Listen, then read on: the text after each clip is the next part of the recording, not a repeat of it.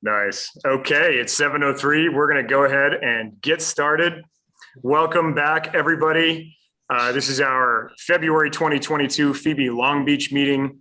If you haven't been to a Phoebe meeting before, then welcome. It stands for investors, by investors. We are a local real estate investment education and networking group. Been around for a long time now. And we're all about just getting people together to learn about real estate investing without the sales pitch. So we've got chapters in the South Bay, Long Beach, up in Pasadena, if you've been to Christina Suter's meeting, down in Orange County. I believe there's one in Bakersfield now. So that's kind of cool. And perhaps you got the chance to join us in January in person for the Intelligent Investors Real Estate Conference. I wasn't there personally, but I know some of our people were, and that was great. My name is Anthony Walker. I'm the chapter leader here. I'm a local multifamily broker with offices in the South Bay and Long Beach, and also an investor here in our local market. So I moderate this every month. We just rotate topics. We bring fantastic guest speakers and panelists to talk about timely topics as it relates to real estate investing. And this particular group tends to have a slant towards what's going on here locally. So if you're interested in investing locally, you're at the right place. I love the Long Beach market personally. That's where I do most of my own investing. And I know our company does a lot of that too. The company that I help run here is called Buckingham Investments. So tonight, we've got a great event set up for you. But before we get into that, I know it's been a long time on Zoom. So some of you might be a little tired of that. Well, I have good news for you. We are going to do at least networking in person starting in April. So if you've been to David Coe and Matt Owens's group for Phoebe South Bay, they're kind of doing a hybrid approach where they're doing panels some months and then in-person networking in other months. So we're going to join them and do a combined in-person networking meeting on April 21st. So it's after tax time is over, after a week after the 15th. That'll be Thursday, the 21st, the normal meeting date for us. And we're going to do that at Buckingham Investments headquarters in Old Torrance. So it's pretty easy to get to if you're in Long Beach, very easy to get to if you're in the South Bay. We have a really fun office, bar games. We've got our own bar in there and everything. So we just get our own private little bar. That'll just be all about networking in place of the April meeting. No speakers or anything like that. So I hope you can join us for that. It should be a lot of fun. We're going to get the descriptions up on Meetup for that for April. So you've got a couple months to get ready for that. But tonight, we have the most timely topic you can imagine. Perhaps that's why you're all here. We're going to talk about real estate investing in an inflationary environment. And so it's been a long time since we've been in a significant environment of inflation, longer than I've been around, longer than I've been investing, certainly longer than I've been alive, almost, but not quite. So I can't say that I'm an expert on the topic other than all the awesome charts that we've got floating around the office from what was going on in the 1970s and stuff like that. So I've got a great group of panelists for us tonight. I've got Marty Stone, who's one of our founders, who's been investing since the 70s. I've got Fran Morgan here, who's the CEO of LDC Advisors. She's a development consultant. And then I've got Rich Scandilato, who helps place debt and equity and is front and center in this debate with his clients and with his investing right now, too. So this should be a really great conversation. I know I'm interested to hear everybody's take on what's going on. And then, of course, if you've been anywhere near the radio or the TV, you've seen that Russia invaded Ukraine over the last 2 days. So we have that to contend with, along with inflation in the mid sevens for the first time since the 1980s. So this should be really interesting. So before we get started on the topic, let's just do some introductions. Just 3 or 4 minutes each. If you could, each person give us kind of a summary of your experience, kind of how you got here, what you've been working on recently or in the past, and then we'll get right into it. And Marty, I'm going to start with you. Okay. So how I got here is when I graduated from SC with a degree in finance, the economy was so bad I couldn't get a job. And fortunately, one of my best friends that I met, because I moved out here from Minnesota to go to school, and one of my best friend's father was a client of Jack Buckingham. And I didn't know Jack or anything then, but through my 4 years of going to college, Jack, Bob's dad, shared with Bob and I. He was a Hughes engineer. He shared what Jack was doing for him so he could get out of this horrible profession of engineering that he was in with the high stress and make enough money to retire to the Santa Cruz Mountains and plant his Chardonnay vineyard. So, and he'd take us to see his properties. And so, as luck would have it, I couldn't get a job. Bob was a semester behind me at SC and a degree in accounting. He couldn't get a job. So thank goodness Bob's dad went to Jack and said, my son and his best friend can't find work. And I don't know about Marty, but I'm tired of supporting Bob. So can you give Bob a job selling real estate? So that's how I got here. And what year was that? Do I really have to admit to that? It's relevant to the conversation. It was about 1973. And best thing that ever happened. And Jack, at that point, I don't, guys don't ask guys their age, but he was pretty young and he was already retired. And he just had a good time teaching us about investing and working with us and our clients. And I really enjoyed it. I mean, I never had any training in school in real estate at all. It was the Harvard studies and all that good stuff. And but Jack was a computer programmer at McDonnell Douglas, and he wrote programs to launch and track missiles and satellites. And he took that same kind of training into analyzing real estate because, and that's a whole different story, but he grew up very poor, but his grandfather made a lot of money selling river bottom land in Yakima, Washington. So Jack knew he wanted to do that when he got here. So he got into it right away. And he just started tracking, and as Anthony can show everybody, we've got charts and graphs going back 50 plus years, and Jack, he did all the data gathering and analysis until he passed away, and he was pretty right on. He used the same kind of systems that he did when he would launch and track the missiles and satellites, and so I took to it, and we, when I came to work for Jack, there was 6 desks, and we expanded over the years, and along the way, I enjoyed construction, and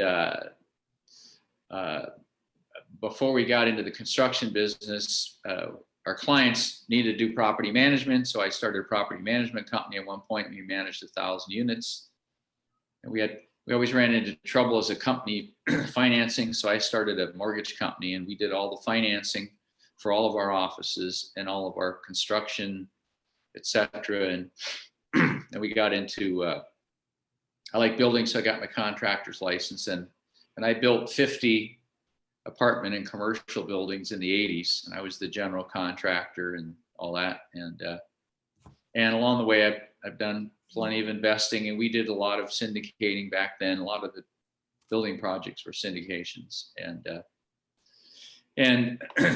I've believed in the product and invested in it. So, and I'm still not real active investing, although I still buy stuff from time to time and manage all my stuff that the management companies doesn't manage. And that's kind of my story. I'm kind of semi-retired now. I've got, I guess, somewhere between 4 and 7 grandkids, depending on how you count them. One of them just is getting his real estate license and going to workforce, by the way. But I'd sell more if my wife didn't make me help her babysit the 4 younger grandkids. So Nice. that's my story.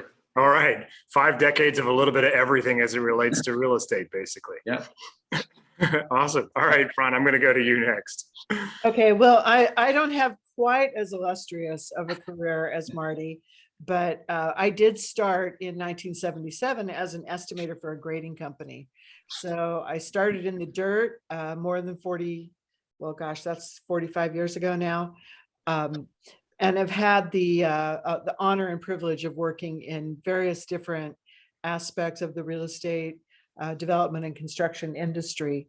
In the early 80s, and we're going to talk about that in a minute, I was the accounting manager for a home builder here in Orange County. And I remember something I would do first thing nearly every day was get on the phone with my various mortgage providers and find out what it was going to cost me to buy down mortgage rates into the 16s so that we could sell houses. So as I said, we'll talk a little bit more about that later, but from there went and kind of hop skipped over into land development.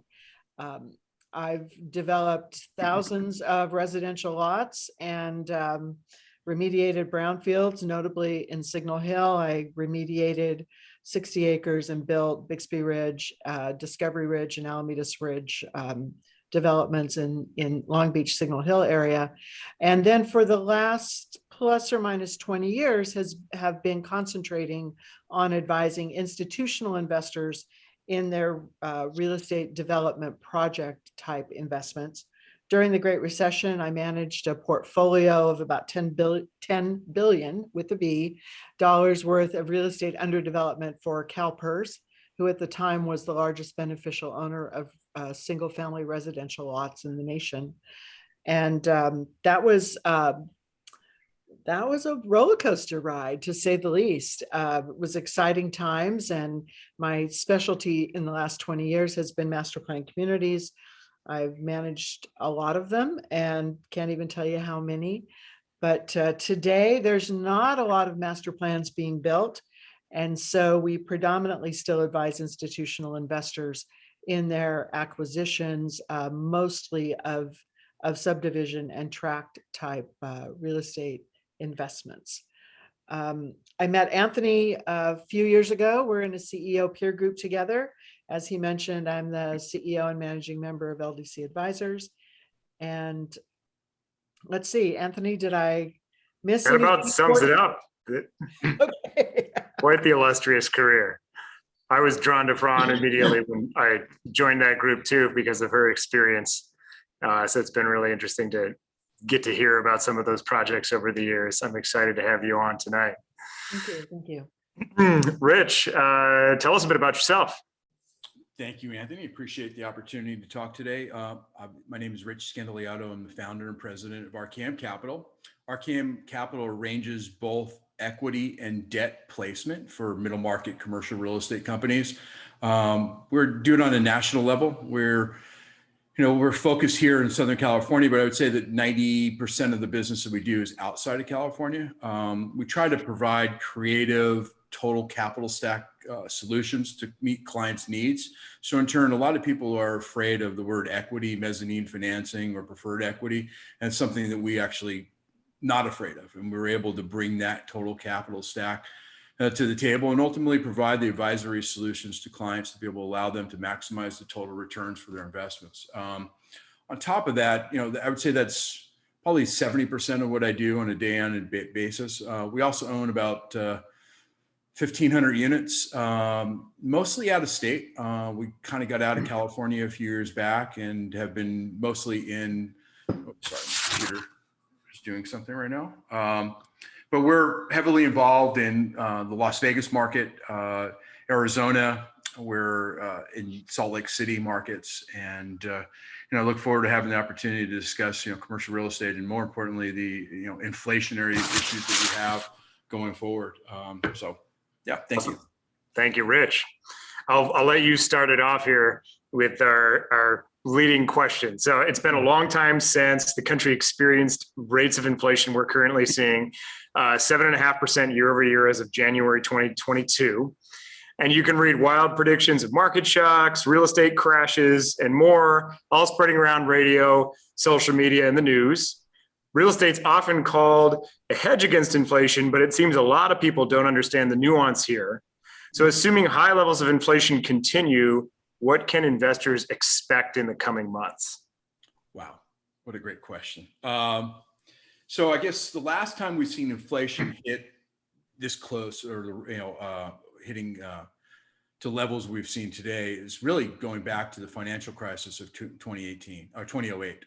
And, it's been over 15 years since that point in time. And, I bet many people on this call today haven't really have experienced that period of time, let alone significant high interest rates are on the horizon. And we haven't seen those since the 70s and 1980s.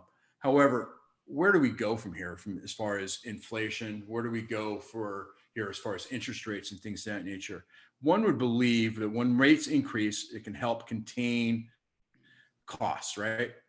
If interest rates go up, that can temper inflation as well. So we can also potentially have a reduced as interest rates increase, we potentially have a reduction in the demand, which would in turn tamper inflation a little bit. I think the one things that we have here in Southern California, which we don't have in other parts of the country, is that when there's an escalation in rental rates, there must be a necessary yield to income to the operating costs of the property. So many landlords and tenants had to focus on lease escalations clauses over the past decade, which relied upon CPI. We don't have that necessarily in some markets in Southern California. So in turn, a lot of markets, we've seen some issues related to inflationary pressures, not being able to, somebody has a long-term lease as an example, and not being able to increase because of having clauses in their leases. So I'm not sure where we really go from here, except to say that we're in for a ride. Inflation can be tempered by the demand in the marketplace when it comes to interest rates. So. Interesting. Fran, what do you think? What can we expect, kind of near term out of this? So an interesting thing that's happened in the last several years, which is a complete departure from what we've seen historically, is the rise of the portfolio-based rental housing program. And so I don't know if you have followed this, but several months ago, Tricon, which is a investment group that's headquartered in Toronto, actually got a new infusion of capital, and they now have a $5 billion portfolio of residential real estate in the United States that is primarily single family, but this is putting a lot of pressure on some of the rental markets from an investment perspective. These large portfolios are coming in and say buying the entire phase of a new home project. These homes are not ever making it to market. They're going straight into this rental pool. And what that has done to the overall housing market, which is kind of where most of my expertise lies, is it's taken a lot of housing inventory out of the market. And so we've got a situation where we don't have, especially in Southern California, a strong entry-level buyer cohort. And those people are now being forced into rental housing. Maybe they're forced into rental housing because they don't have the down payment, or because they have too much student debt, which is a whole nother issue that we can talk about at another time. But I think it's putting pressure on rental housing and making rental housing, especially in constrained markets like Southern California, even in a situation where there's even greater demand. So Anthony, you're going to ask a question? So it's interesting that you mentioned, the supply side on that, right? So we could also talk about where the inflation's coming from, right? We know we injected trillions of dollars into the economy over the last couple of years because of COVID. And you can't, you read every week about supply chain issues causing price increases, but it's interesting to hear you talk about, real estate, which is a slower moving asset, experiencing some of the same issues because of big buyers snapping up homes that would otherwise be available to people. You think that's responsible for a lot of the price increases that we're seeing in some of those areas? I don't think it's responsible for the price increases.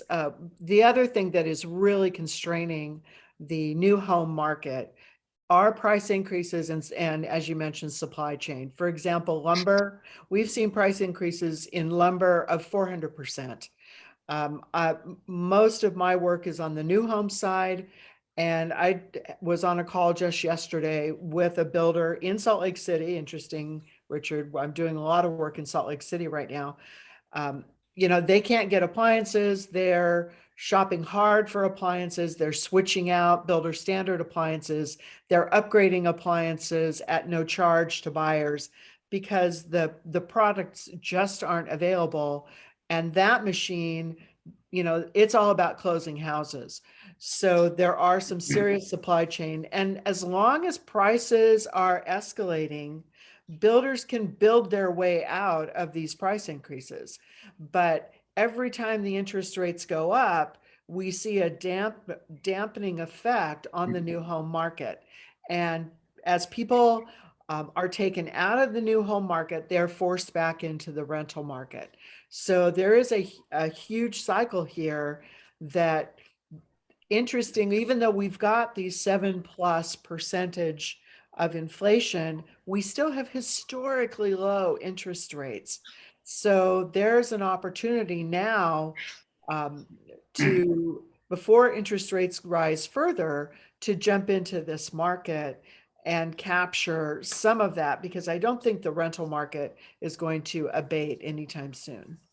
What do you think the time frame on that looks like before the rates are? That's really an individualized question. I mean, I also manage a multi-million-dollar portfolio of rental income property, and that's all about cash flow. And so I'm constantly refinancing those properties. Fortunately, just completed a whole refi cycle and reduced rates, got some killer 30-year fixed interest rates on these rental properties that, 7 years interest only. So, I mean, that's a really individualized question, Anthony. I think we will see, based on the economists that I'm talking to, we'll see a maximum of probably a percent in the next year. But 1% takes a huge group of people out of the buying marketplace and plops them back into the rental marketplace. Yeah. So, to your point earlier, I have always had automatic escalations in all of my leases. Minimum 2.5% or CPI type thing, because you just have to. Costs go up, and they're going up again. And we're seeing cost escalations. If you own rental property, say in an HOA controlled community, you're going to see 10 or more percent increases in your HOA fees and some of your other maintenance based costs. So you can't do rental property, in my opinion, without automatic escalations. I just add one point. I just want to mention, you also, best gauge, I guess, to look at is looking at, futures. And if you look at LIBOR futures as an example, you're talking about within the next year, about 100 basis points increase, and it's kind of tempering out to about 125 over the next 2 years. Interesting. Yeah. That's consistent with what I'm seeing too. So Marty, you've seen this play out before, and you're a multifamily guy, I know.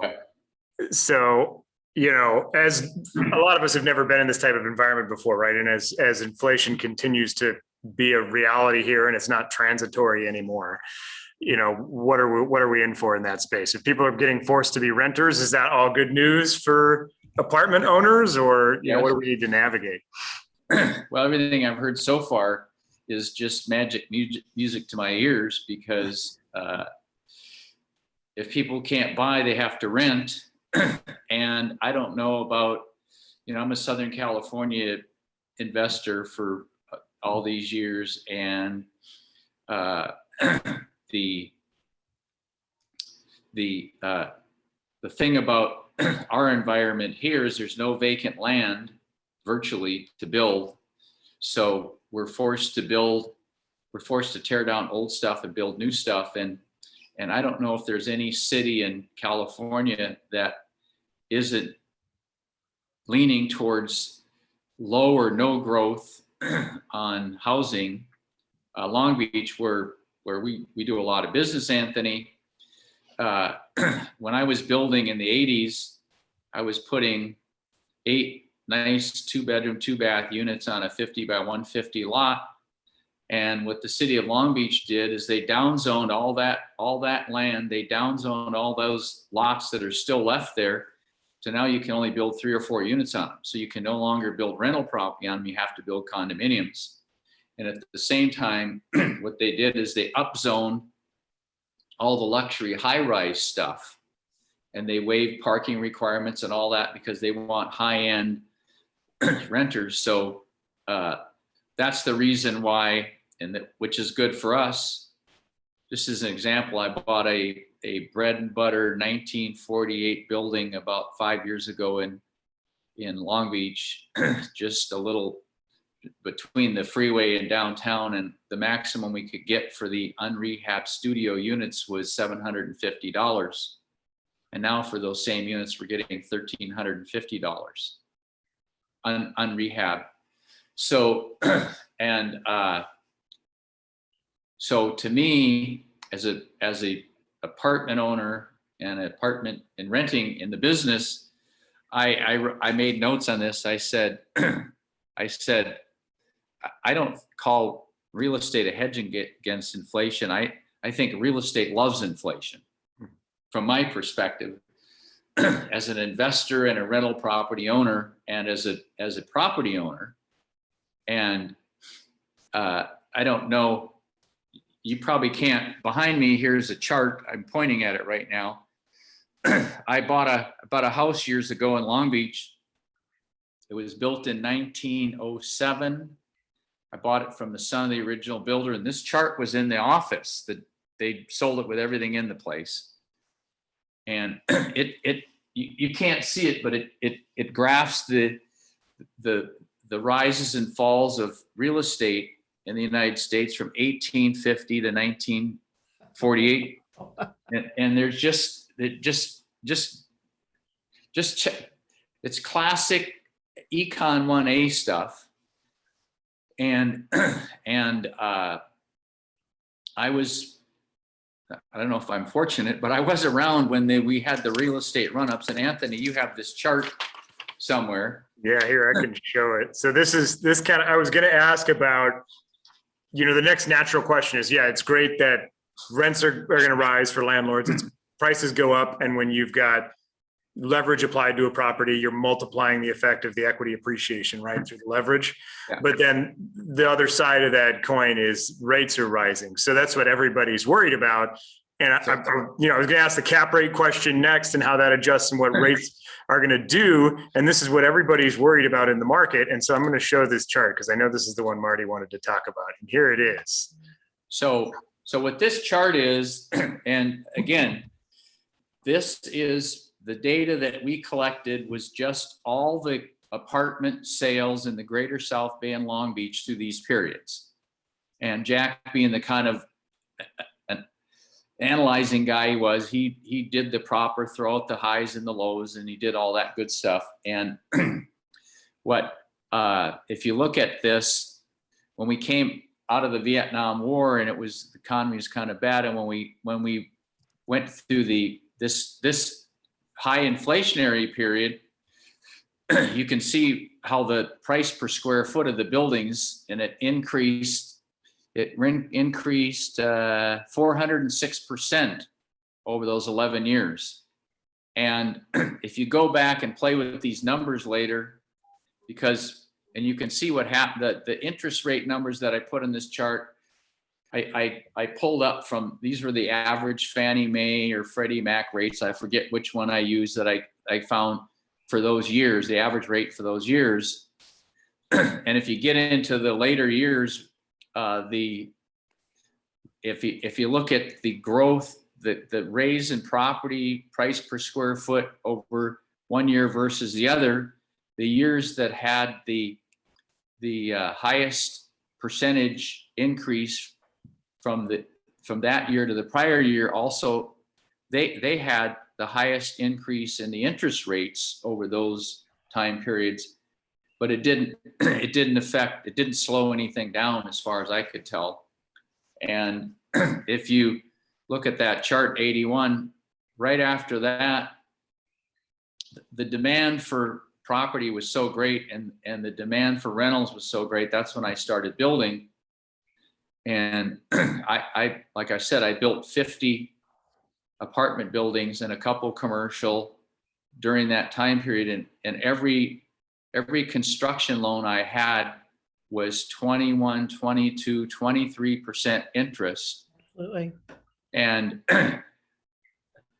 those were the greatest profit years for my company in its 60-year history. And I remember finishing a 12-unit apartment building in the city of Hawthorne right after Thanksgiving. So I needed to rent it up right after Thanksgiving, right before Christmas. And we rented it up in less than 30 days. And we got it. We all our rents were 20% higher than the highest rents in the city of Hawthorne at that time. And we rented it in less than 30 days.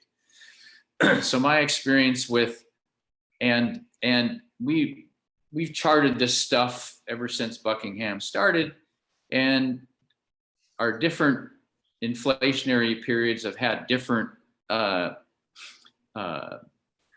end results. Some haven't been as, obviously none of them have been as great as this, but as an example, I did buy a building in the early just 70s. I bought it. One of my clients wanted to sell a building. He paid $65,000 for this junky 4-unit building. He didn't want to own it because it was in such bad shape. So he said, as soon as I close escrow, I want you to sell it for me for $105,000. And I said, this is the first apartment building I bought. I said, well, could I buy it for that? He said, sure, I don't care. Well, 6 years later, I sold it for $650,000 during this time period. And during that period where it was going from 105 to 650, I refinanced it twice, pulled money out, and at these kind of rates, and bought 2 more buildings. And when I sold it, finally, I traded it for a 12-unit building. So what I'm saying is, I've never seen inflation as a bad thing, and I've never during those years that Fran was talking about where rates clicked up. When we were building, paying 20+% for construction loans. The takeout loans were in these 15, 16% rates, but we were getting such high rents because of inflation. It didn't seem to matter, and they were doing some interest only stuff. And I've always found that lenders during these periods do whatever they can to try to keep the market going, because if the rates are this high, they're having to pay a lot of money for the money that people who don't buy real estate stick in a bank to watch it lose purchasing power. They have to pay them, so they've got to get it out and put it to work. And I've always found lenders to be very accommodating at trying to keep the money flowing, and that's why I think they're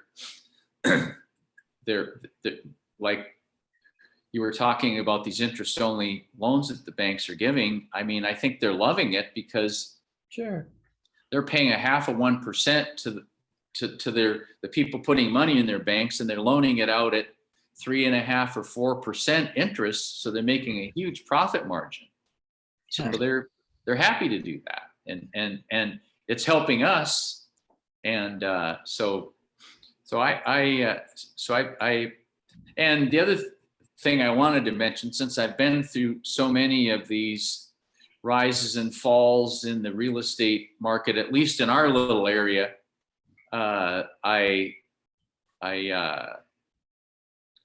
it's always been difficult.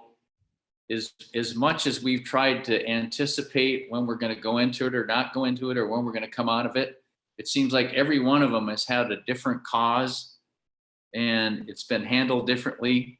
And I've just basically known that these kind of cycles come, and the people that have been around a long time, what they do when they sense that we might be coming into a slowdown in the market, but in a time like this with lower interest rates, they do what a lot of us are doing. You refinance and pull as much money out as you can, put it in the bank, and you use it when the market's low, and you can buy a bunch of property back cheap and ride those up again.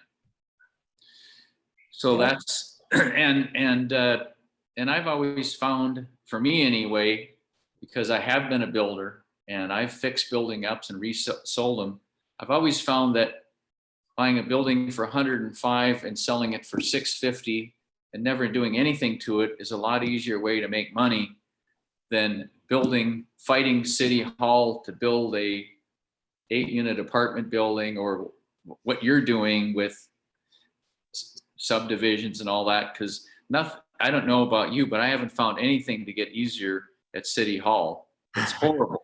That's why I gave my contractor's license up for that reason.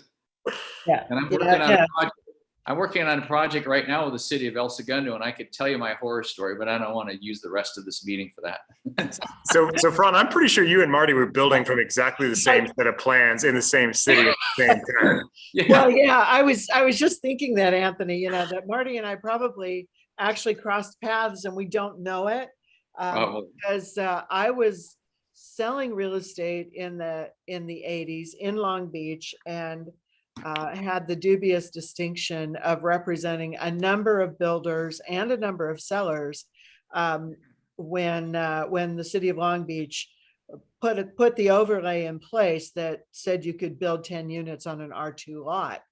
And so I'm not proud of the fact that, not anymore. No, I know not anymore, but I know you were building under that overlay, and I'm not proud of the fact that there were a lot of California bungalows that went to the bulldozer because of transactions I put together. But so it's interesting that you would say that, because it was an interesting time. And again, like you, I was shopping construction money all the time because we were at Prime Plus 1 or Prime Plus 2 and in the low 20s. And I do think, Marty, and maybe you feel the same way, but what it forced us to do on the builder side was to be really intentional about what we built, and to be really intentional about how we lined up our takeout financing, and we got out of those high interest rate construction loans.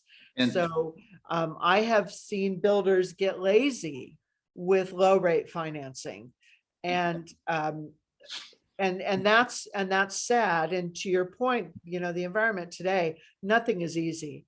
I also sit on the board of the Tejon Ranch Company, and we have 35,000 units that we technically have all of our entitlements and approvals for, but we have been in litigation for years and years and years, because although it took 12 years to get the entitlements, now we're suffering through all the CEQA challenges, and that's putting additional pressure on the new home market in California.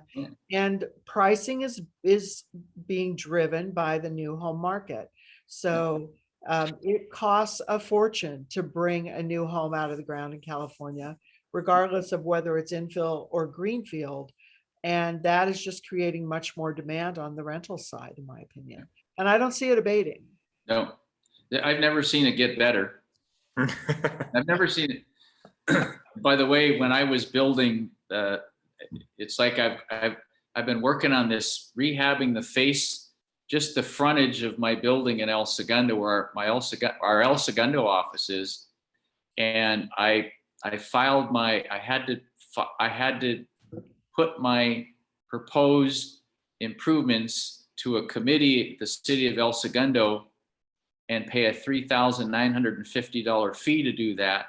And I gave them the plans and the check in June of last year, and I still don't have an answer. And by the way, the first 7-unit building I built in El Segundo in the 80s, it was 7 2-bedroom, 2-bath units. I start to finish was 12 weeks. Oh my God.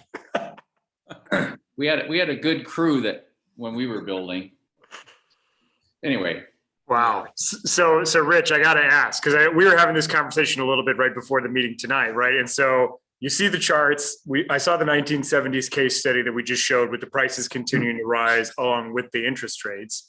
But what you hear all over the place is, well, as interest rates rise, cap rates are going to rise too, right? Which means, at least in my head, if cap rates are rising, then values are going to go down. But that's not really what history suggests. So, like, what are we left to think as an investor and make sense of that? How does that work?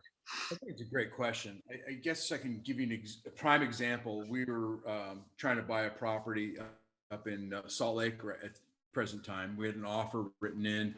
Went best and final. We were one of 5 at the table to be interviewed, I guess, and to be able to put together our final offer. And it turned out that actually only 2 groups submitted a final best and final of the 5 that were invited. And I think everybody kind of came to the following conclusion. I know that's at least what our conclusion was that we were purchasing an asset at a 3.8 cap rate as an example. And as we were looking at that and looking at our borrowing costs and not necessarily being able to have positive leverage on the transaction, it made us pause for a few minutes. And I don't necessarily think that the value of the asset is worth less today. I think, at least from our standpoint, the strategy of owning that asset is a little bit different. We are historically, not been LIBOR-based borrowers. We're typically long-term owners of assets. And, I think it might work if somebody was looking at a different strategy than what we are. We believe there's value to be created with this particular asset, but for us, it was just kind of one of those situations where we kind of say, let's take a step back and pause for a minute here to really understand what's going on in the marketplace. I think there will be some pressure on values. And I think the pressure on the values might not translate directly into less transactions taking place. There's so much capital sitting on the sidelines today that people will still be going after these deals. Now, if you consider, Salt Lake as an example, and I hate going back to that same example, but if you look at the rental growth that's taken place over the last year, you're talking about 18 to 20% rental growth in 1 year. So if you buy something today at a 3.8 cap and you do expect to see that same type of rental growth, then you actually made a good buy. I just think that there's some pressure at this point in time with the ability of the clients to be able to pay these higher rents. I just have a struggle right now where we're projecting 15, 20% rental growths when I'm looking at incomes not growing at that same levels. So I think there's some issues potentially to be solved, but at the same time, I still am very bullish on the marketplace. I just think that it's just a pause at this present time. Just look at one example and one additional example. If you look at LIBOR futures as an example and pricing caps for those, over the last 2 weeks, the price to put a cap on a LIBOR has increased by 55%. It's amazing because everybody's having a difficult time pricing what that future might look like. So I think it's just a matter of allowing the markets to kind of stabilize a little bit. Interesting. So Fran, let's unpack that a little bit, right? So what Rich said makes a lot of sense. So cap rates can rise along with prices under the right circumstances. Of course. Yeah. It's just an Right? equation. I mean, Yeah. it's just an equation. And since your cap rate is tied to your NOI, Right. All of these other factors become, part of that equation. So, I mean, I remember in the 80s, cap rates were like 10. Yeah. So, to see cap rates in the high threes and the fours, I mean, when I started looking at some in the CalPERS portfolio, we had a number of core projects that were multifamily, and we were looking at cap rates then, and I'm thinking, wow, what happened to cap rates? I mean, it's not something that we use as a metric in new home or real estate development production.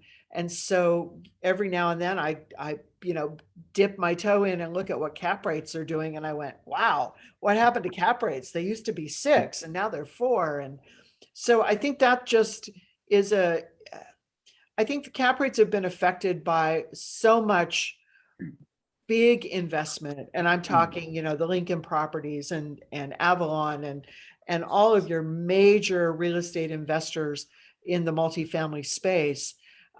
They have driven down cap rates because remember, coming out of the recession on the institutional side, there was what we called the flight to core.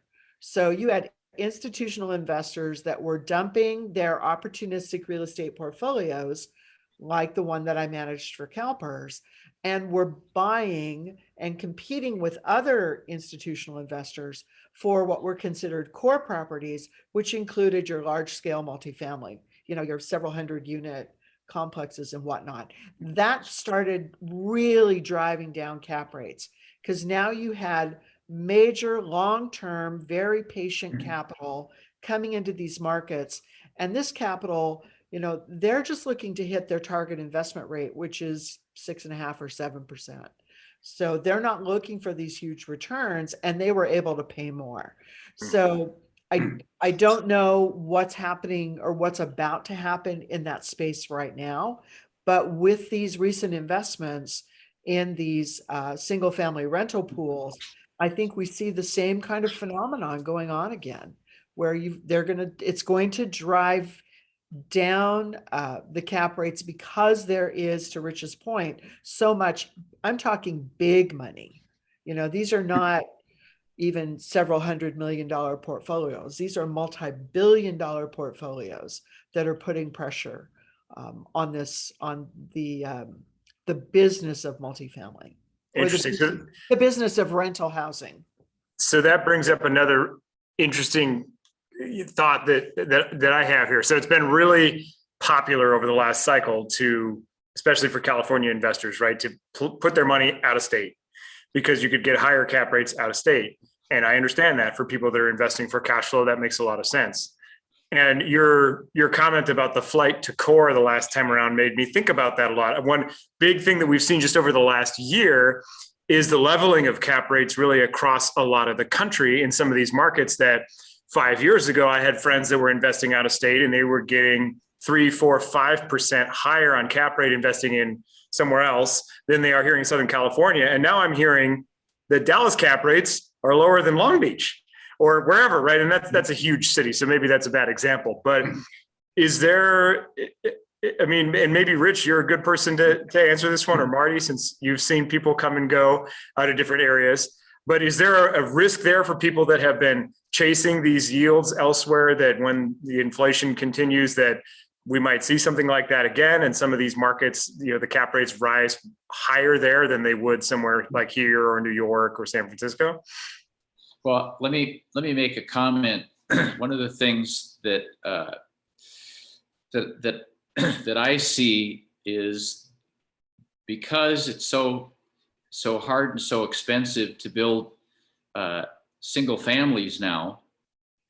What I see that doing is the people who would like to buy a home and who have good income and all that, but they just can't find something to buy. What it's doing, from what I can tell, is it's forcing those people who normally would be a home buyer, especially in Southern California now, it's forcing them to rent. Mm-hmm. And the competition to rent nicer stuff like that is they're bidding up the price of those rentals, and the people that were in those rentals, like the nicer 2-bedroom, 2-bath stuff and that, they're having to move down the food chain. And what I've noticed in all the buildings that I've sold and bought over the last X number of years is that like the studio apartments in cities, like the one I cited earlier, the rents on those studios and those kind of buildings used to be undesirable. You couldn't sell them. And like I said, my rents have gone from $750 to $1,350, and I didn't do anything to the apartments. And today I was at an inspection on a building, and with the manager of the Long Beach office, and he pointed, because we could see this, one of the new high rises on downtown Long Beach, and he said the studios in that building are $3,200 a month. Yep. Well, that's $1,000 more than a nice 2-bedroom in the city of El Segundo. So I think in areas that are impacted by no open space to build, there's a huge pressure on the rents to go up. And in these other areas, what I've seen over the years is, and I've seen a lot of people run to other areas to invest when the prices got high here, and most of those guys, and I'm not talking about huge investors, but I'm talking about guys that were buying buildings in the 30 to 100 unit business, and some of those that I came across with over my years of selling their buildings when they were running to other states, most of those guys, when they got there, into especially states that had a lot of open space to build, they ended up in a lot of trouble, because those areas could add more housing, and they ran into trouble. And there's a famous group out of Long Beach, PPA Partners, and they quite a few years ago, they were the hottest syndicator in the country. They made the cover of Inc. magazine, and now the two principals are in prison. They didn't do so good when they left Southern California, where they made all their money. They didn't do so good. So that's what, going to other areas, what bothers me in those other areas is most of that other areas have so much land to build on, and they do get built on when there's pressure. And then when you build a new apartment building next to your older apartment building, the newer building is going to steal your tenants, and then you're having trouble finding tenants because there's no more tenants there. So Rich, you've got a lot of exposure in other areas. What do you think about some of those thoughts? I think Martin was correct in a lot of ways. I don't think that when you leave Southern California, you're not necessarily going to see the same appreciational values in other places. I really firmly believe that. Several years back, we owned a bunch of office buildings in Greater Los Angeles, and we thought we were really smart. We ended up buying, we're selling Los Angeles office buildings at a 5 cap, and we were investing in St. Louis, Minneapolis, and Indianapolis. And we're buying those industrial business parks and walk-ups for, say, 8 caps. So we're really making a 300 basis points margin on that. And we thought we were smart. We were going to put 50% leverage against these assets. We were going to capitalize these transactions with all of the potential future CapEx, all of the potential TIs and leasing commissions that anybody would ever possibly think of. So really well capitalized. But what we didn't consider is, in those markets, like Martin said, is the big boys, the Prologis of the world, the Duke Realties of the world still controlled a lot of the land in and around the industrial parks that we were buying at. And when those new leases came to roll, as an example, we couldn't meet their goals were different than what our goals were. Our goals were to keep occupancy up, be able to pay a dividend to our partners. Their goal was occupancy number one, regardless of whatever the rental rate was. We had a tenant, Rolls-Royce engines, in one of the properties. When we bought that property, they were paying $1.25 triple net. When that lease rolled in 3 years, Prologis did that deal at 60 cents gross. There was no way in the world we can compete to that. And Prologis didn't care because their whole thing was for their shareholders, they were all about occupancy. Right. And for us, we were all about cash flow. So that's just one prime example how you can get into a marketplace, be attracted to, the pretty girl in the street by saying, I'm going to increase my yields so much. But at the end of the day, it doesn't necessarily happen that way. So it was a real life situation that really hurt. But, you just have to be careful in certain markets. As Martin said,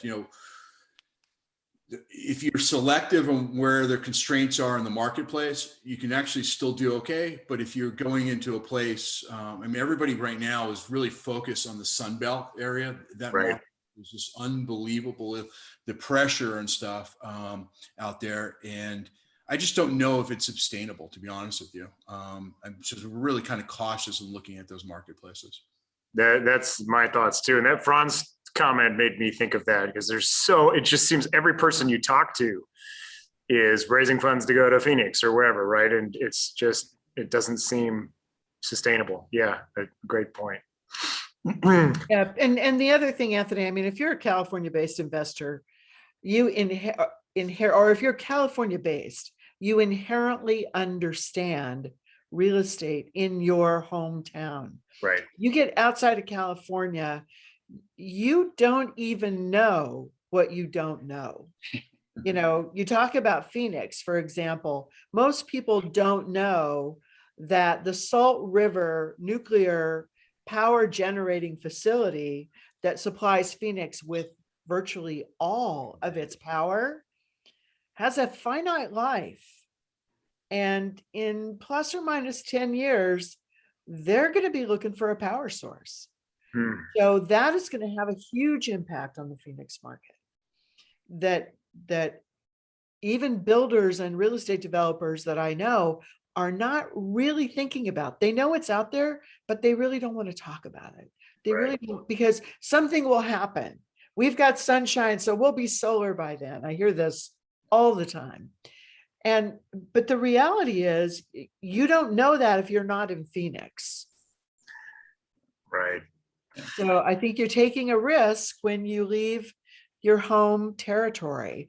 As you know, Anthony, I do due diligence, acquisition analysis for a living. And it's a ton of work when you're going outside your home territory to really get your hands around the political environment, the macroeconomics that are affecting how that market moves and turns and appreciates and depreciates. There's just a lot to learn. So great point. I always hear stuff about, there being a smaller concentration of major employers in some other areas too, right? Where cap rates look really great and something can happen with somebody's business that has nothing to do with your apartment building and now you're in trouble. It's dicey. My classic example here for California investors is we have Prop 13, right, for property taxes. yeah. And it takes only some basic research to understand property taxes in other markets, but if you don't, it can be disastrous. It can bite you on the butt. Yeah. Or I have a real estate broker friend who decided to buy this really nice shopping center back in the Midwest. And he knew I was from Minnesota. And after going through one winter there, he said, "Why didn't you tell me about the snow removal costs?" Yep. And the frozen pipes and all that. Oh, yeah. Everybody's favorite. Well, if you've got a commercial building, you've got to keep the parking lot clear of snow. And it costs a lot of money Totally. to pay And heaven somebody to get forbid up. you have to repair that parking lot. Yeah, Right. You can't do it in the winter. yeah. Pay somebody to get up at 6 a.m. and plow your parking lot out. If you got to do that every day for a month, that's a lot of money. It is. We have that joke floating around Minneapolis for decades now too. Anthony knows. Yeah, there's winter and then there's construction. Yeah. Those are the two seasons. The winter and road repair. Yeah, that's it. You're right. I've been out for too long. Sorry, got it wrong. Shovel and SWAT. All right. So we're digressing a little bit. So okay. So interest rates are going up. We know that. People are now predicting 7 or 8 hikes over the next 24 months, right? It sounds like general consensus is interest rates for what our type of stuff is going to be probably 100 basis points higher somewhere a year and a half from now. Cap rates may rise. They probably will. Prices may not go down. Hopefully the scales tip a little bit more in favor of the buyer during that time for us in the brokerage business, because it's crazy right now. Those poor agents at our office, I see some of them here nodding their head about the 10, 15 offers we have on every property. It would be a little easier to do business. But so understanding now the stage that we've set, and as an investor with capital to place, which certainly the worst place for your capital is the bank account, right? In this type of environment. So what asset classes do you like? What areas do you like in this environment, and why? I think that's probably why everybody logged on tonight, right? Like understanding where we are. But where's the smart money going? Rich, maybe let's start with you. Yeah, I still very bullish on industrial and multifamily. A little bit less. I think located retail property is always going to do well, but I think the strip center that's not located in Maine, and Maine's always going to struggle. I was on a call with Wells Fargo yesterday, just talking about general economics and some of the things that they're seeing.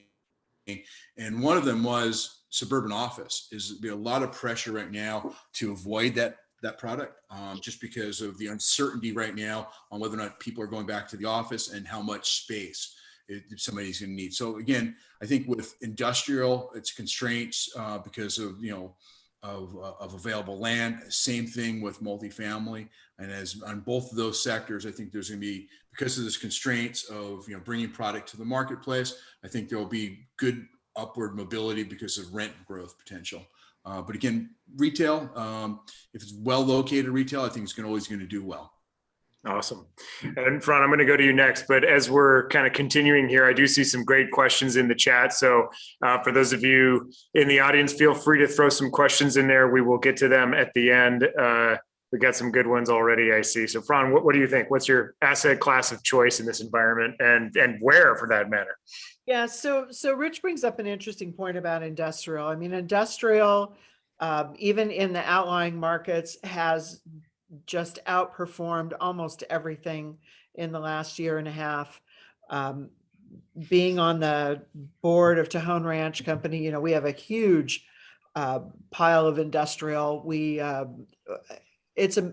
I'm even surprised at how well that industrial has done.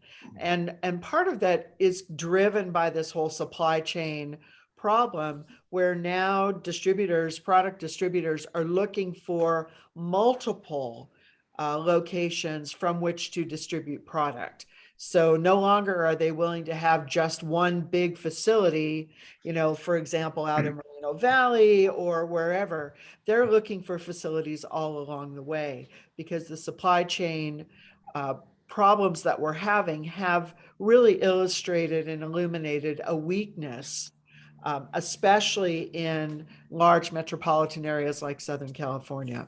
So I do like industrial, but to Rich's point, you have to recognize that you're playing against the big boys here. So, the Prologises of the world, they're the Walmart of real estate, and they will run right over you. So, buying industrial takes a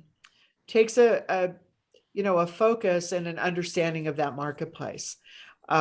I like small multifamily, small multifamily, mainly because it's easy to finance, and you can get residential rates, which are always going to be a little bit better. And if push comes to shove and everything goes to hell in a handbasket, you can move into it. But I'm also a fan of small residential multifamily in less than preferred areas. I'm a firm believer you can make more money in the slums, and as long as you provide clean, safe places to live, you'll always have tenants. So and tenants, that's the most important thing, is always having tenants. Yeah. So, Marty, what do you think? Uh, Preferred asset class in this environment? Fran said it all.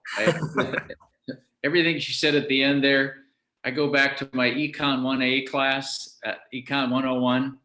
The basic needs of human beings are food, clothing, and shelter. Most of us can lose a little weight.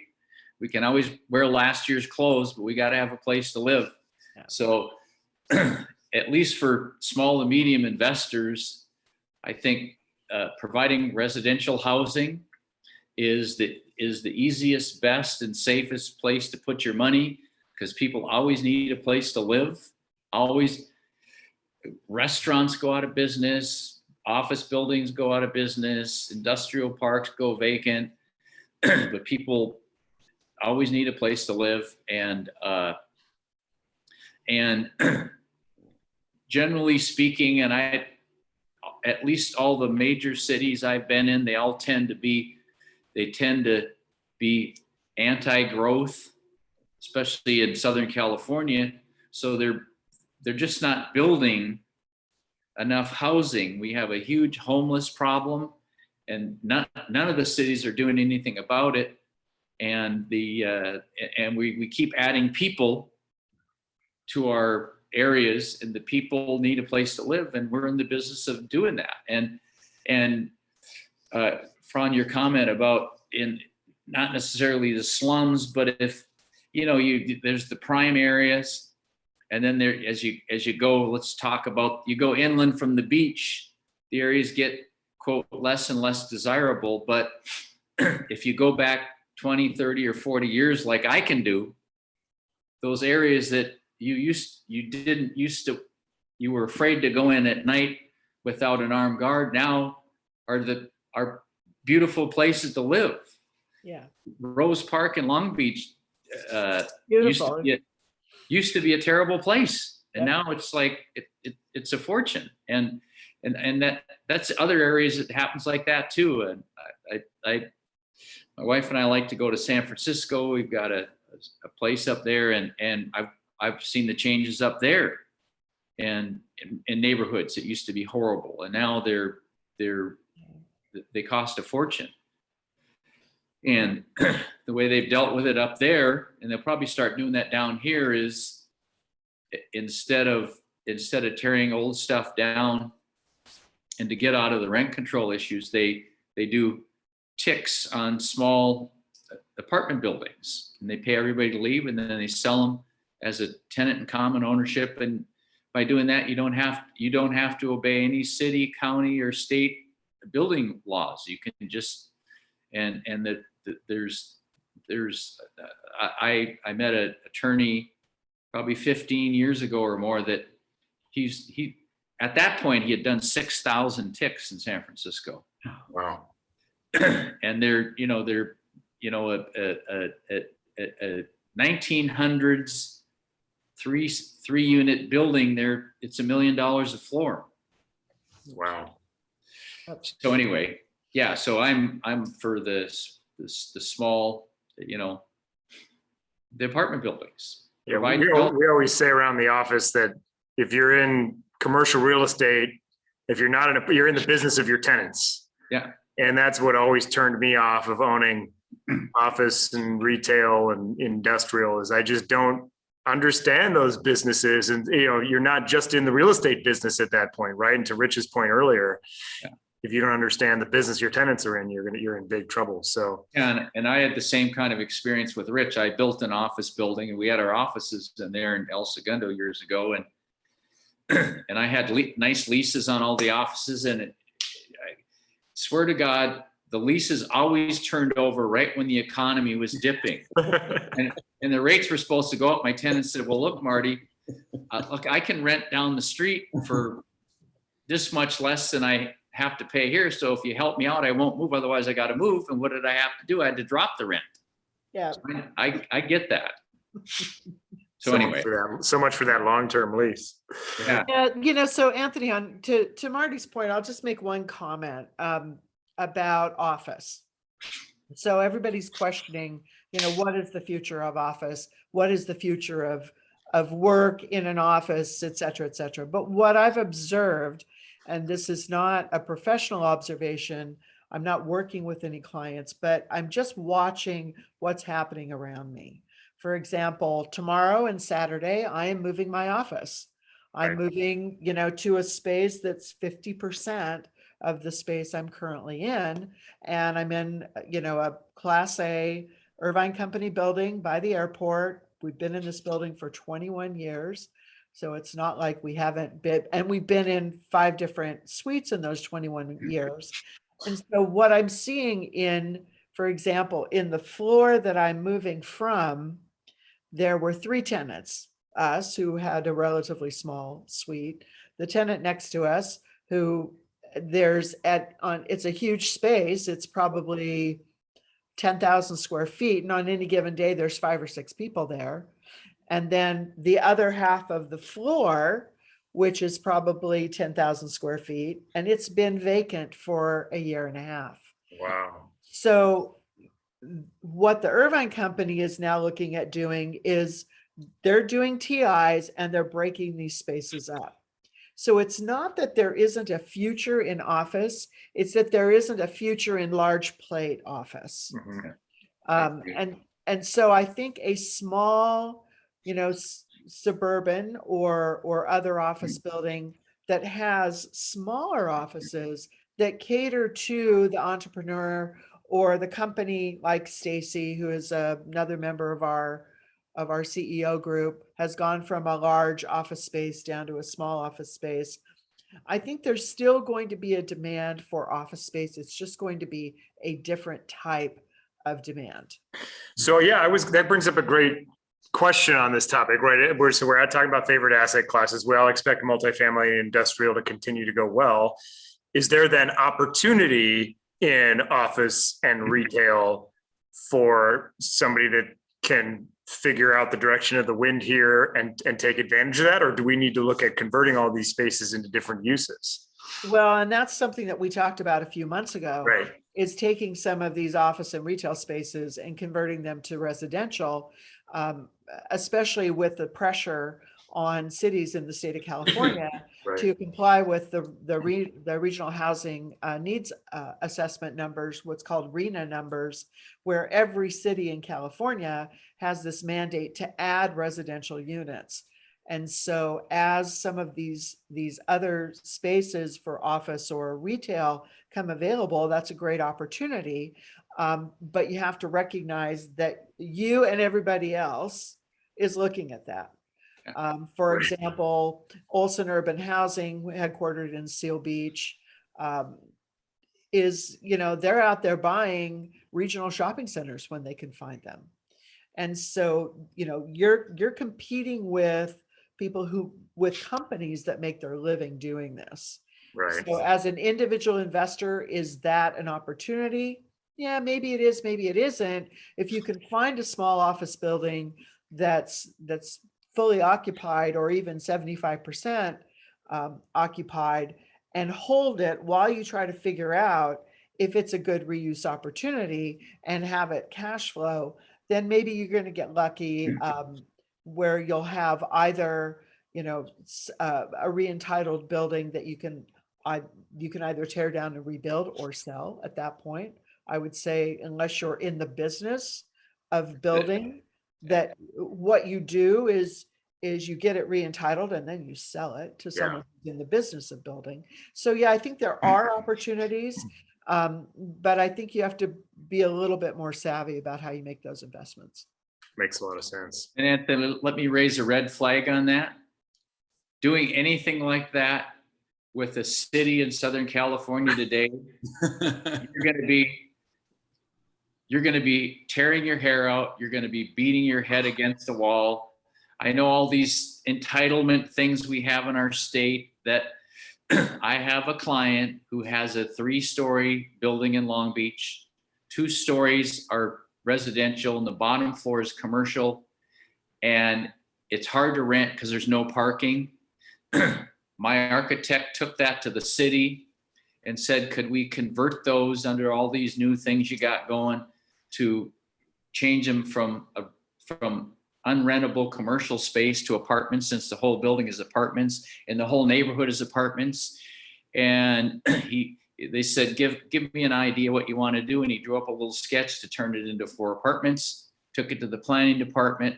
They said, yeah, we'll consider this. He said, here's the paperwork you have to fill out, and you give us a check. But just so you know, it's going to take 1 year to get an answer if we'll let you do this. And then if they let you do it, then you got to get your plans and permits, and maybe that'll take another year to get it. So for anybody, small to medium investors that might be listening, forget it. No, you need to, yes. Isn't worth You're it. right, Marty, you're right. It's a slog. And It's like Fran, what you were saying about the Tejon project. I've been driving through there and I know all about that project. And every time I drive through there, you know, this started, like you said, 20 years ago. Yeah. And it's still, I still see cows and deer, and I don't see any new yeah, development. we have, you know, approvals for 35,000 units, and we can't get them out of the ground. So Yeah. So I dipped my own toe in this mistake and learned the same lesson. I bought an office building 5 years ago that used to be an apartment building. It was built as an apartment building, and we were going to move our company in there. We decided not to do that. We went bigger, and so that worked out. But I tried to convert it back to an apartment building because the layout was like there already. I just had to add a couple kitchens, and oh my God, what it would have taken to get that done was borderline impossible. I ended up just selling it to an owner user and walking. And you guys, I have a client. Anthony, I have a long-term client, and what he says is that's way too much brain damage. Yeah, but that's why I said you buy a building that's occupied and cash flowing, because you've got to be able to, it's got to work while you go through the process. Totally. That makes a lot of sense. The soft costs are not that much either, right? That's the no, but point well taken, Marty. I mean, that's what I do. That's my business, is entitlements. So to me, you know, I do it in my sleep. But if it's not something that you are adept at doing or have ever done before, it's a daunting proposition. Yeah. So call Fran if you got a good deal that might work for that. All right, so I want to hear everybody's prediction on this question, and you'll hear this one on the radio. So we've been through inflationary time periods in the past. And we've all heard about how difficult it can be for the Fed to achieve the mythical soft landing, right? Of increasing the rates just enough to control inflation without causing a really bad recession. So what do you think we're looking at on the way out of this? Are we going to be too dovish, too hawkish? What's going to happen here? And I guess it's probably 2 years out at this point, something like that. Rich, maybe we'll start with you. Yeah, I definitely do see rates in the short term increasing. So call it the next 12 months. I do not think it's going to be a substantial though increase. As we talked about earlier, I think we're going to kind of level off. I think the Fed is going to need to be aggressive. And what's happening currently in Russia and Ukraine, I think might stall that aggression a little bit. But if you're reading into the Fed's statements from a couple of weeks ago, it looked like they were going to be very aggressive, and by going with a 50 basis point increase to the next 2 Fed meetings. So getting there very quickly and then tampering off for the remaining part of the year, and kind of seeing how the supply chains are going and things of that nature. Because I really think that as they increase interest rates, I think it will have an effect on inflation. And so it's just a matter of seeing where that goes. I think with the Fed, it's just a wild card right now, to be honest with you, is what they really, how aggressive they want to be. But I think they're going to be very aggressive in the next 2 Fed meetings. Interesting. Fran, what do you think? Soft landing? Well, I think we're a couple of years overdue for a recession, not of the type that we had in, the early aughts, but of the kind that we used to experience every plus or minus 7 years. In fact, our economist, who has successfully predicted, several of the last recessionary periods, at least for the housing market, we were predicting a recession in the housing market in 2020.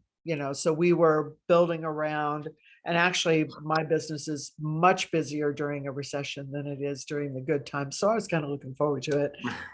Need a good recession to blow out the riffraff. And but I do think that we're overdue. I think COVID really threw a wrench into that cycle, and we do have economic cycles. And I think if you look at an economic cycle chart, you'll see that we really probably are due for a bit of a recession.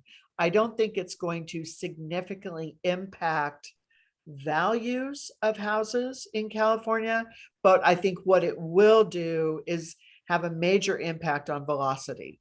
I think it's going to slow everything down, and I think it will be good for the economy overall to have that happen. But that's kind of and I'm saying probably late 22, 23, more like 23, where we start to see that. We're starting to see velocity temper off a little bit right now.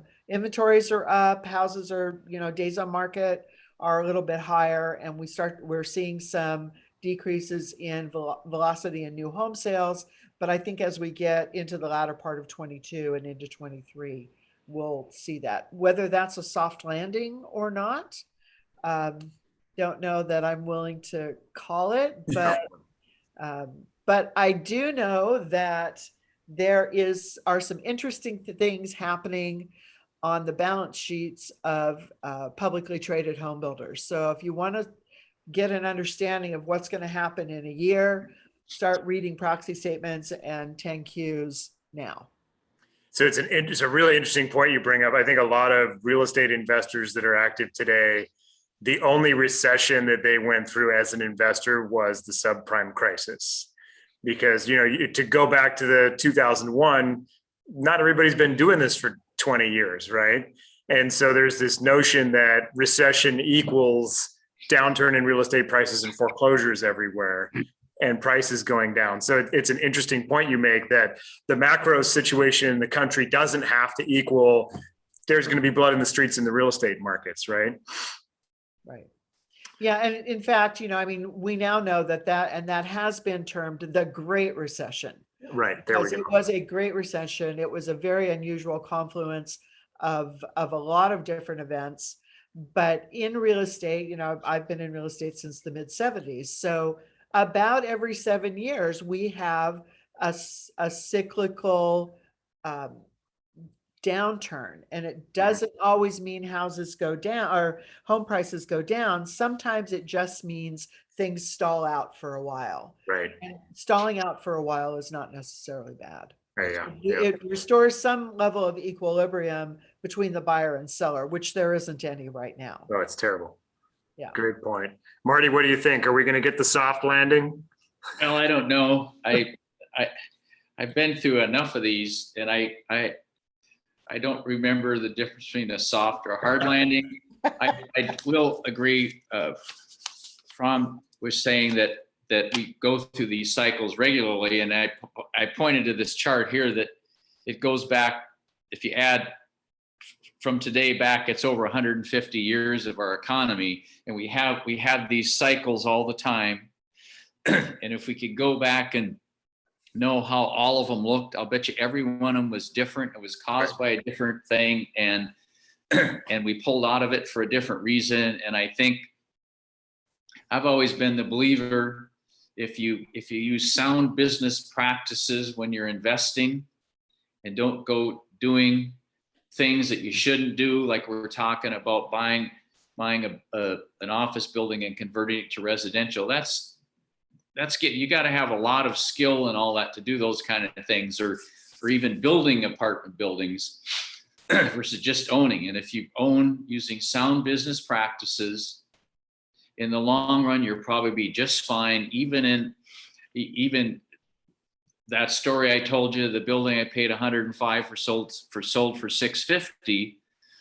I bought a 12-unit apartment building in Hawthorne for $850,000, and we went through a big real estate recession then, and I went in for two property tax reassessments. And on the second property tax reassessment, I brought comps, and the assessor's appraiser had a lower value than I did. So I agreed with the referee that appraiser was smarter than me. And now remember, I paid $850 for this building and I owed $500,000 on it. Their value was $350,000. Wow. But I bought it using sound numbers, and I because I kept lowering my taxes, I did just fine on the building, and it pulled out, and I ended up selling it for $1,250,000 a couple years later. So if you invest with sound business practices, you're going to get through all this stuff. That's Like the I best said, advice. I had 50 loans over 20%. I did just fine. We made money hand over fist. I was buying land with 10%. I've had virtually no money in any of those construction projects, and we sold them for huge profits. At the worst, paying 20+% interest and takeout loans at 16, and I did just fine. So I think if you use sound business practices, you're going to be good. If you don't, you're going to be in trouble. We're gonna suffer, yeah. Great Yeah. advice. All right. Well, that about wraps up the prepared questions that I had for the panel. You guys did an incredible job. What a collection of knowledge and experience. We've got a few questions in the chat I can see already that we'll do.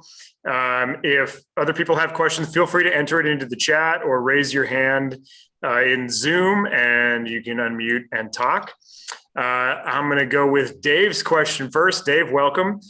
This one's for Marty. Would you say there's less competition with other investors during an inflationary time? Well, we're in inflationary time right now, and you answered the question a minute ago, Anthony, when you said we get 10 offers on every listing. So I have never seen that.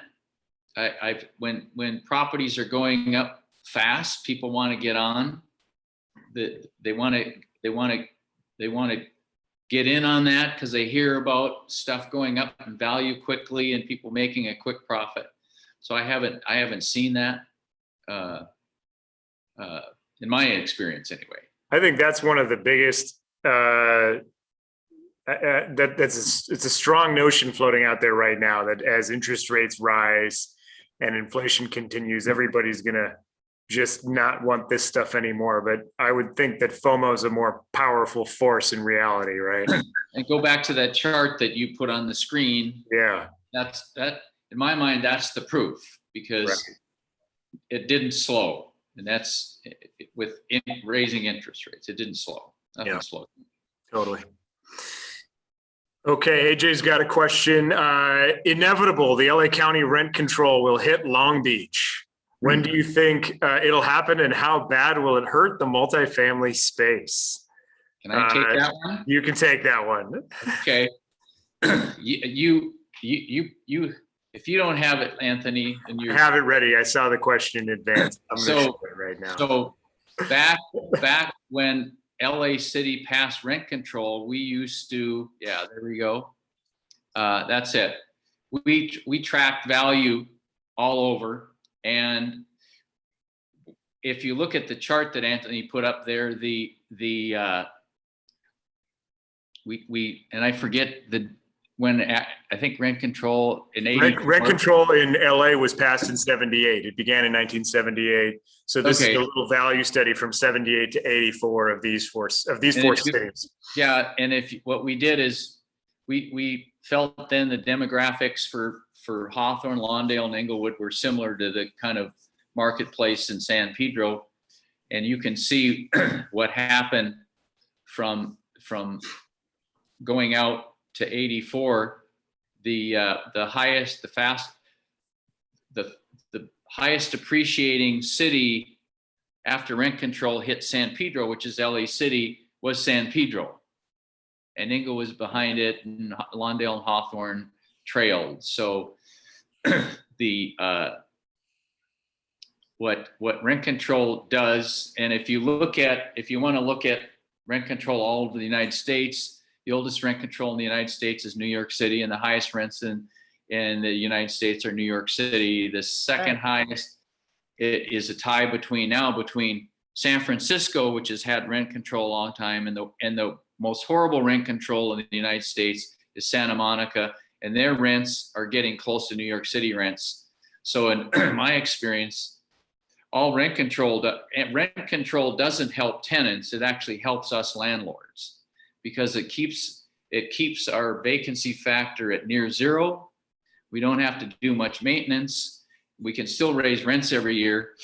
And when someone moves out, the rents are astronomically higher than they were if they would have been allowed to go with the marketplace, because what rent control does is it tells developers, you don't want to build anything here because you can't get fair return on your money. So nobody builds anything. So it just pushes, the demand for housing is just greater and greater and greater. And that's why in these rent control cities around here and in the United States, that does nothing to help tenants. It just helps us landlords in reality. And of course, the highest price per square foot for property in the United States is New York City. Yep. And San Francisco, and I just got a property. Someone sent me a building the other day in Santa Monica, and I think it was $800,000 a unit for a small apartment building there. We'd like to get $800,000 a unit in Long Beach, wouldn't we?